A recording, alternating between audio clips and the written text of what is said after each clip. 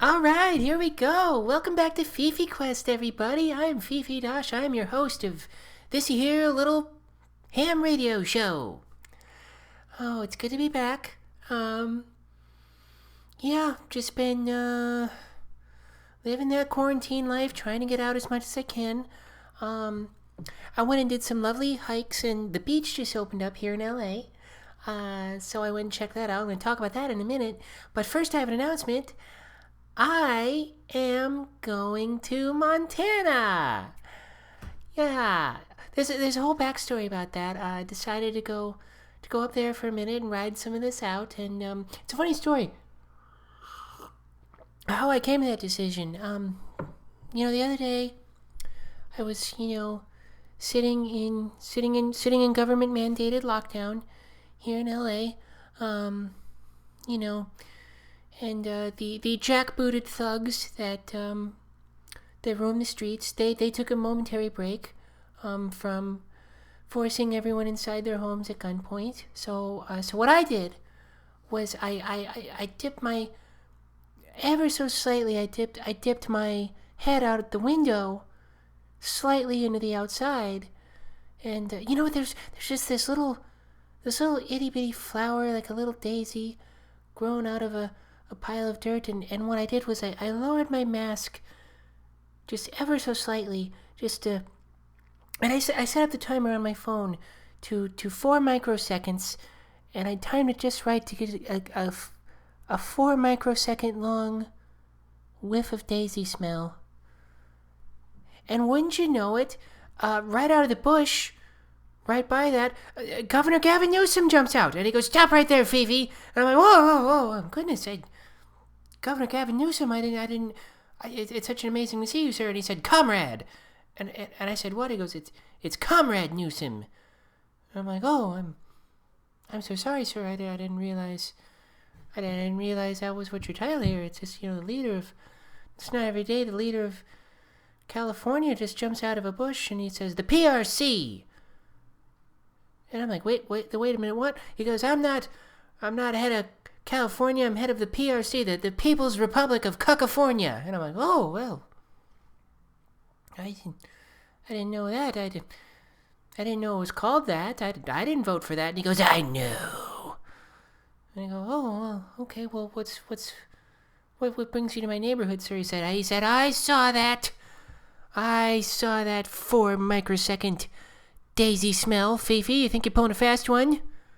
Not on me, you're not. You're going to be fined for breaking the rules." And I go, "Oh, geez, I'm so sorry. I just want to be respectful of coronavirus rules and make sure everyone emerges out of it safely. How much do I owe for this fine?" And he goes, $2,000.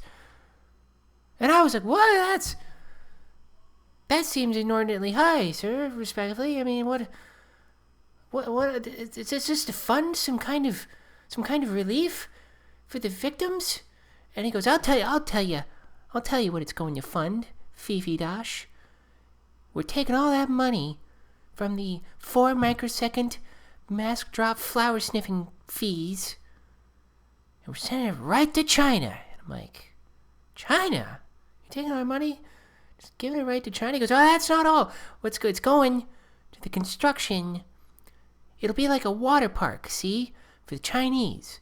Only instead of like delightful chlorinated water, it's just going to be filled just with the slurry of slaughtered animal flesh to sluice around in. It'll be like a lazy river of unidentified animal meats, of all sorts of extraordinary unsanitary practices." And I'm like, wow, respectfully, sir, I mean, I don't have as many experts talking to me as you, surely, but that seems terribly unsafe in these times. And he goes, I'm not done. I'm like, "Oh, I'm sorry, let me let you finish." And he goes, what they're going to do after they go through the slaughtered animal slurry park, we're going to fly all those Chinese people to America, and we're going to give them $50 apiece to just sneeze on the American flag, just sneeze all over it. I'm like, what?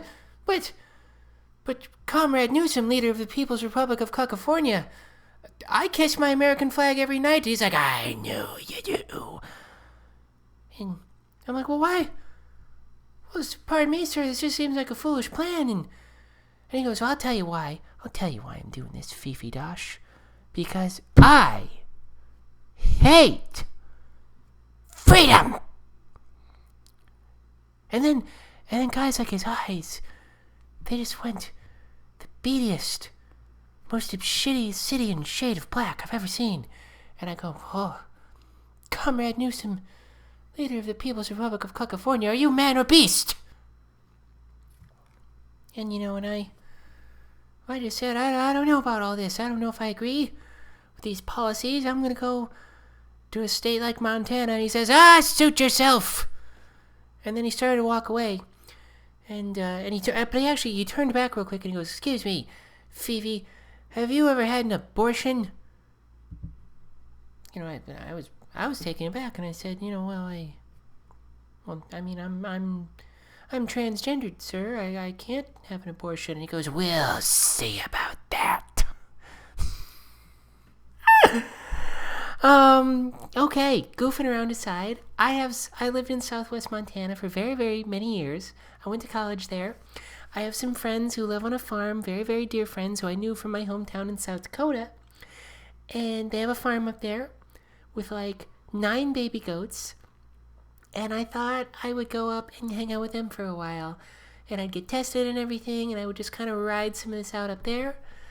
And they've been asking me to be like, hey, come down, we're going to sell the place eventually. We wanted you to come up to Bozeman and hang out before we do. And I thought, you know what?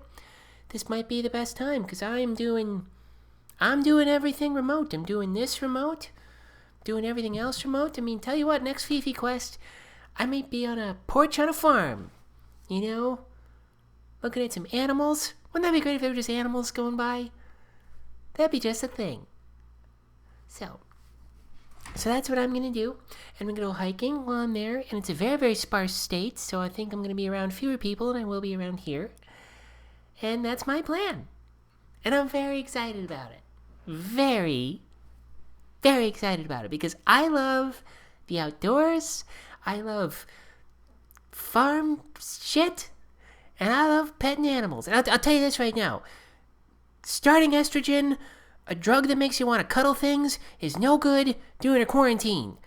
You're telling me there's this place where it's just we got more animals to pet than we know what to do with? I'm like, sign this bitch up. That's what I say. So, that's the plan. And part of the reason, too, is it's, I don't know how many people who listen to this, if you're in LA or if you're in another big city, but it's just like, I don't know if we're open. You guys, they said the beach is opened this weekend, right? And Point Magoo Natural Park is State Park. It doesn't matter. I'm not gonna. The comptroller doesn't listen to this, or whatever government dork would get upset about such a thing. He's welcome to, though. But I would find that unlikely. Can't listen to a podcast in the government. That'd be wasting my tax money. I'm going to write a letter. But anyway, yeah, they said the park is open. The park that's right by the beach, they call it the Pacific Coast Highway. It's this beautiful highway. Runs right along the Pacific Coast, if you can believe it. And people park there and go to the beach, or they go to this park entrance and hike around the mountains by the beach. They said all that's open. But you get there, and they go, yeah, the park's open, but the parking lot is closed. And because that would smush too many people together. We can't have that. And I go, okay, well, park along the PCH like everyone else does. Like it's the 70s and you're hitchhiking or whatever. They're like, oh, you can't do that because that would keep people too close. So I'm like, well, you literally can't walk here from anywhere. It's the most dangerous highway in the world to walk around. And you can't park there. So, why are we open? How open are we really? So, I mean, I get it, because in places up, real talk though, in places up by Big Bear, they're all like, hey, the parks are open, you can go out and enjoy them, but we don't want a ton of people from everywhere parking here, and they don't want people to go to there if you can walk to places you can go in, but even, I don't know, it's just, It's hard figuring out because some places say we're open on the website and then you go and they're not. And we're doing this thing now, like, you can still do food delivery, but like certain retail places are doing like curbside pickup, which like, I don't, what, you go into Target and you're like, hey, I want this, and they bring it out to you, or go into Old Navy or whatever. This kind of sounds like, in a tremendously inconvenient way to buy online. And look, bottom line, if there's no stand-up happening in LA and I'm literally doing everything remotely, I don't need to be here. So, Montana it is. Montana's so awesome, you guys. It's just magical. I don't know what it is. Like, Colorado should feel more beautiful, but it doesn't. And it should. I don't know why, but there's just something about being in that state, Southwest Montana. It's just so...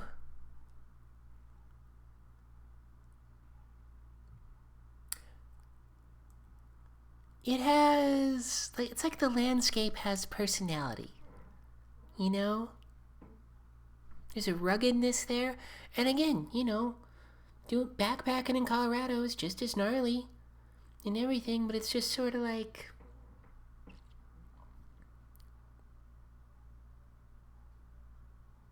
It's almost like it's imperfect. Colorado's too perfect. It just looks like everywhere you go looks like a calendar, and that's wonderful. But I don't know. I guess it's like the little...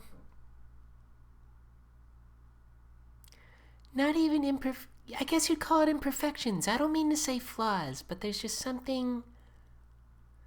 There's a lot of character there. There's a lot of... There's nothing flawed to say about it, but like other places are just too perfect and it sucks. So, that's a good metaphor for life, I think. Yeah. I tried to live my life like I had to be perfect to do anything or get anywhere or be worthy to like share myself and my gifts and my presence with people. And that sucked.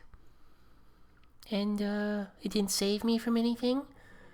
It didn't grant me anything. There was no payoff to it. And, yeah. So take a lesson from my long-winded Montana landscape metaphor. Yeah. I'm an outdoorsy girl. I really am. I love the solitude of being outside. I mean, maybe you guys saw my hiking video. I don't know if you did. Oh, I gotta share you with this. REI makes hiking dresses. So how about that? Look, I'm not judging any other gals or what you want to do, but I'm at a point like, why would you wear pants ever? Like, are you gals unwell? I don't get it. They suck. I feel gross. I feel like someone's gonna ask me to move a couch down an elevator. I don't like it. You can't twirl. So, if I could be outside hiking in a dress, people do it. They did it in I remember I was in Tahoe one time, and I saw, they had this, preserved cabin or something that they've had there since 1910, and they're like, our whole hiking party. And all the women were wearing, long skirts and tromping up some serious-ass terrain. So, it can be done, I bet. And I think I'm going to try. So... yeah. I'm noticing, I've been posting a lot of stuff on my Insta, going outside, because that's just where I've been lately, you can only be... I was about to say you can only be so glamorous here in your apartment, but that's not true. It's as glam as I want to be in here. That's on me. But yeah, I don't know, when I go outside, I'm not, even though I'm trans and everything, I'm not wearing a lot of makeup, just because I feel like... I want to have one day where I just don't have shit on my face, and I also... I don't know, I don't want to be thinking about it. I don't want to be sweating makeup into my face, and... I want to... I could probably get away with a little mascara. Why not? Goes a long way. A little gloss. Be worth something. Why not? But I think part of it, too, is I want to just, I want to feel good now. I don't want to... Sometimes I get stuck in this loop. It's like, I need to be better. I need to be better. I don't deserve to feel feminine, or I don't deserve to feel like a woman until I accomplish this, until I look different, until I sound different. And screw that. I don't want to play that game. I want to feel good now. I can feel good now because I'm a beautiful and perfect person, beautiful and perfect woman, and I'm worthy of the gifts of life just as I am. And I hope you guys feel the same way. So, got some good hot twig water going here. Yeah, it's been tough on my voice lately too, you guys. I mean, sometimes I've been doing a lot of podcasts lately to promote this, and also just to talk with friends. God, do I miss bullshitting with comedians, you guys. It's the most fun. It's the most fun. Just standing around in the Comedy Store parking lot. Like, I've been telling a comic friend, Stephen Fury, if I don't know him, he's a very funny guy. We were talking the other day about how we were thinking about just going to the Comedy Store parking lot and just doing like a social distance stand around in the parking lot and bust balls. And like, everyone I've mentioned this idea to they just light up. Every comic. It's so... I love goofing around with weird people. It's my favorite thing in the world. And you know what? I don't want my career, my professional comedy, to ever get too far away from that, because the further I get away from just goofing around and busting balls, it starts to suck. Real bad. Sucks for me, sucks for people watching it. You know, sometimes I think just the biggest challenge in life is just not to overthink stuff. So,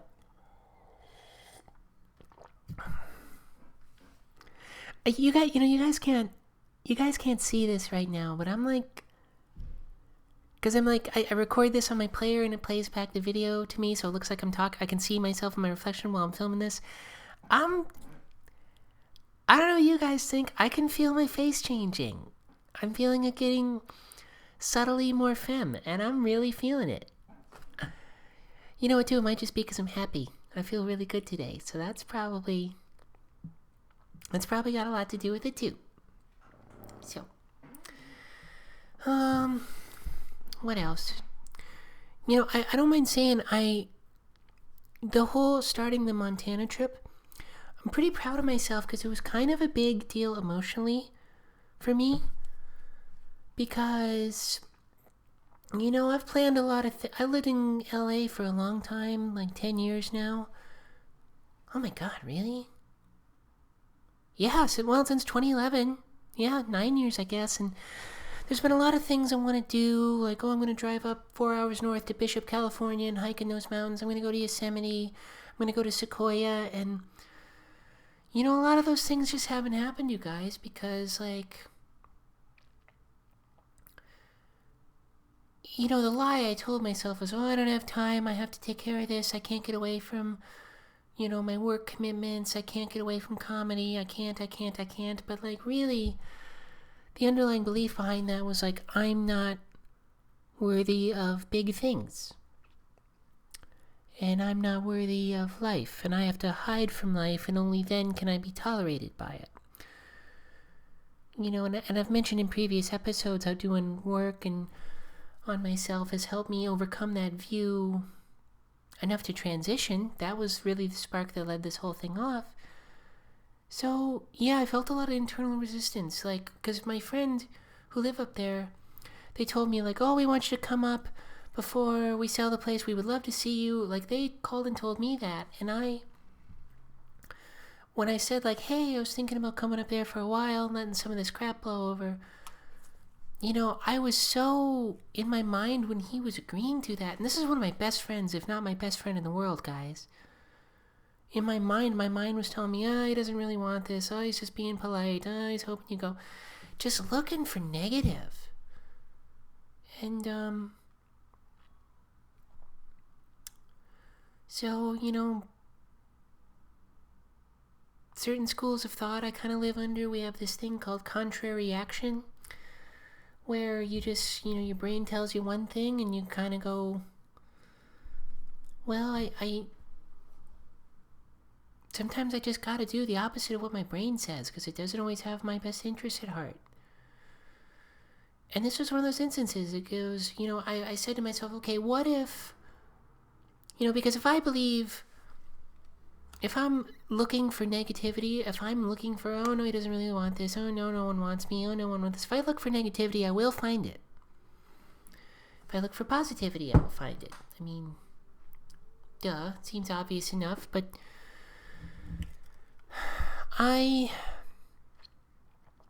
sometimes I'll go like, all right, what if I believed that I was lovable and I'm not a burden, that I in fact add to life and it's good? People like to be in my presence and they like to hang out with me. What if I believe that? What would I do? Well, what I would do is what I did and suggest, be like, hey, would you say if I took you guys up on that and went and did it? And they said, yes, we'd love it. It'd be great. We'd love to have you.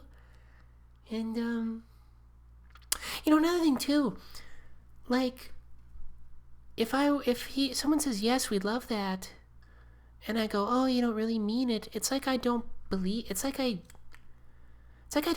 someone's word. It's like I'm saying, well, your word doesn't mean anything, and that's mean, It's cruel to just discount someone and call it humility. It's the exact opposite thing. So,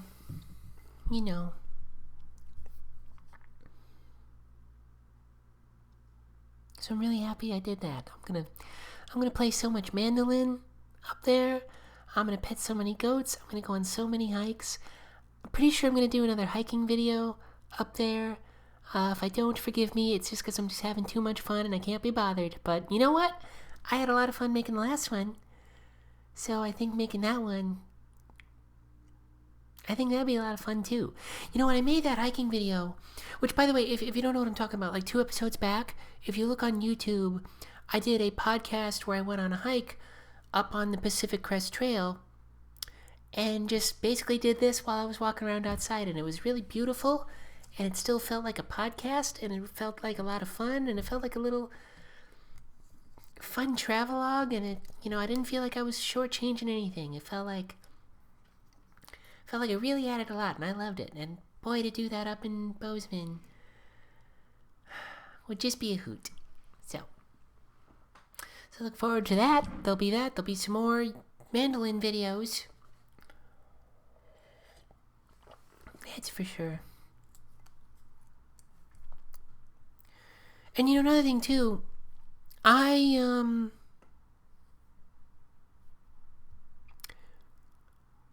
think it would be good for me, mentally, emotionally, and look, no disrespect to anyone by saying this, but I think it would be good for me emotionally to go traipse around a red state for a while and feel safe doing it and feel comfortable and really get some concrete data being like, hey, I don't really pass yet. I can still be a trans woman in Montana and have a great time, and I can go anywhere and life is there for me and I don't have to live in a small little box. So, and I don't want to offend anyone who lives in a place like that. I mean, I've got experience. The town I lived in Montana, they recently hosted what was called the Red Pill Festival, which is precisely what you think it is. I believe Alex Jones showed up, and yeah. But it's also like got like a Boulder, Colorado-y little town. Like, people there are super liberal and like they're super defensive about it. Just be like, well, I'm not like I'm one of the good ones. Can everyone see that? I'm gonna climb Sacagawea Peak, 9,200 feet, and announce that I'm one of the good ones. I'm gonna do a lot of photo ops there as a trans woman. Just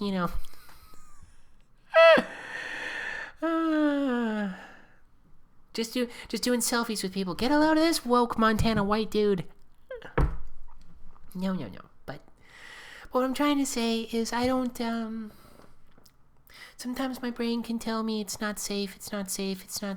And in the time I've had living as Fifi instead of Joe before the shutdown, was really living out in the open, and I felt awesome, and it felt great, and I felt like I can take on the world, and life wants me to be a part of it, and people are 99, for the most part, really cool, and really good, and really down with me, or at worst, they're indifferent, for the most part. And I think being visible in, not Los Angeles, I think would be a great thing. So we'll see. I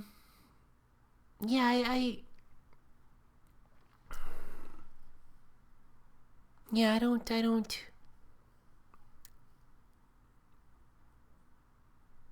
really do believe people are very, very good. I don't subscribe to the idea that, massive chunks of the world are just hateful and terrible. I mean, I really think one-on-one, most people are pretty cool. So,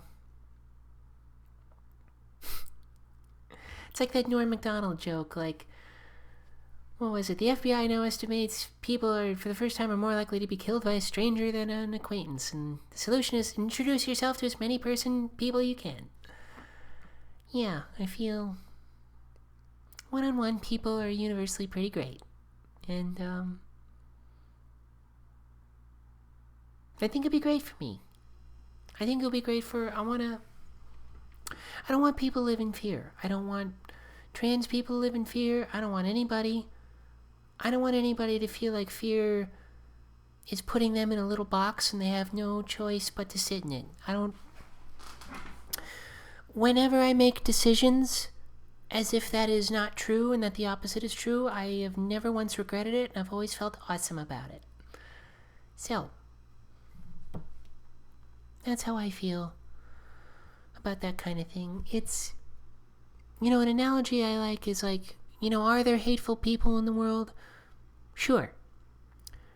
Do bad things happen to people? Kind of the hateful variety. I won't get too graphic about it, but yeah. But, the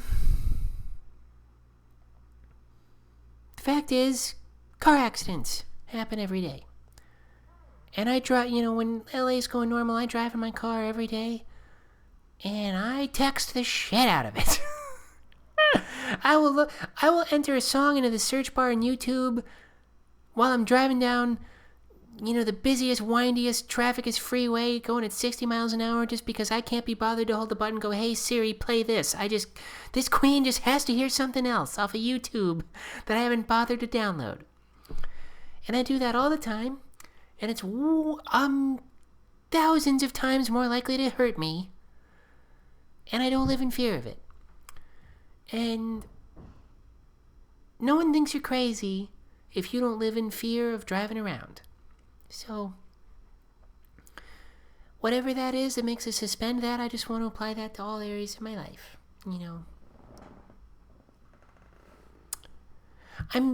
Fear does not protect me anymore. I'm skeptical if it ever really did. So, what I think is usually what happens is when I make decisions out of fear, it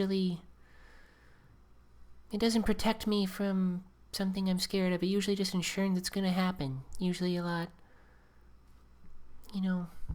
Fear-based decisions usually don't keep me from pain. They just ensure that it'll happen like 1,000 tiny cuts, slowly but surely, to the effect that I don't even notice it until a lot of my life has gone by. That's my experience, and I don't want that anymore.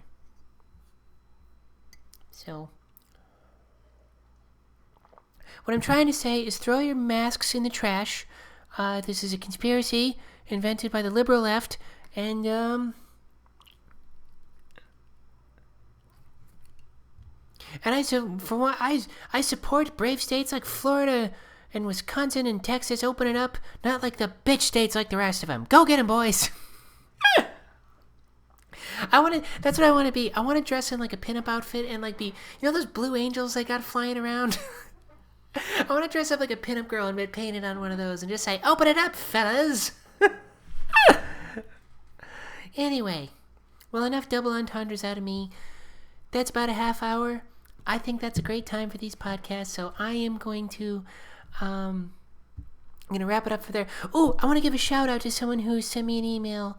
If you want to talk to me, by the way, if you want to ask a question or just reach out, I really, really appreciate it when you do. I will totally talk to you. Someone reached out to the email address is fifiquestpodcast@gmail.com. That's FIFIQUEST podcast@gmail.com.